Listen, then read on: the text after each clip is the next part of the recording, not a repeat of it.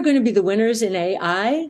It is going to be companies with visionary managements, good distribution, and proprietary data. And we think the secret sauce and the real beneficiaries of AI are going to be those with proprietary data. The biggest one being Tesla.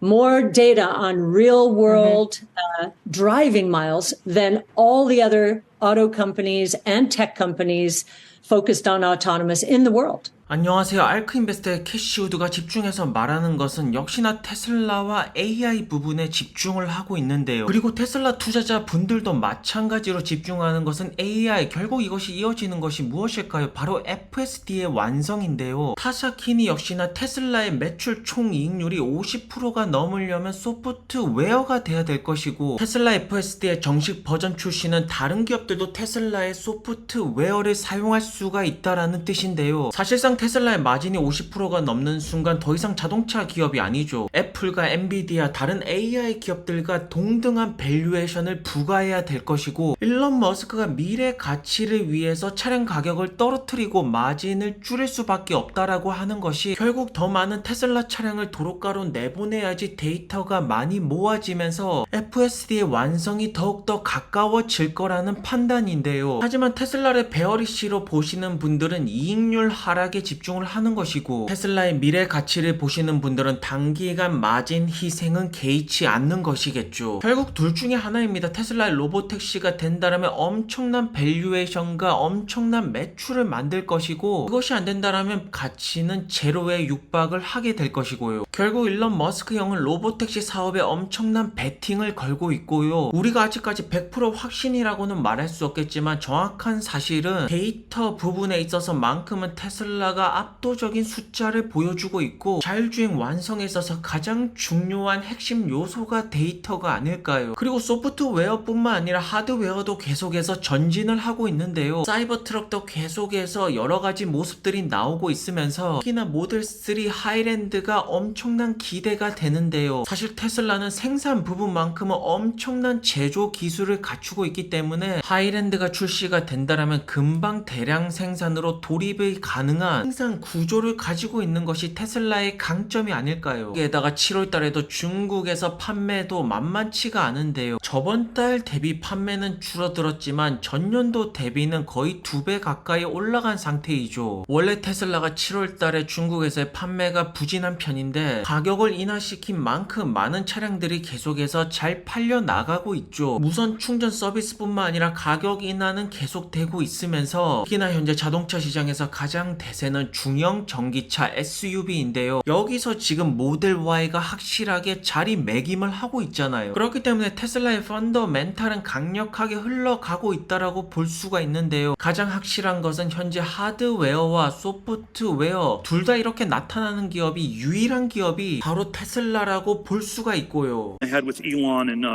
summer of 2008, and I asked him, when was the last successful car company started in the US? And the answer was a Jeep in 1941. Well, it's been an incredible success. I would never bet against Elon in anything. So I think that's sort of, hard rule number one.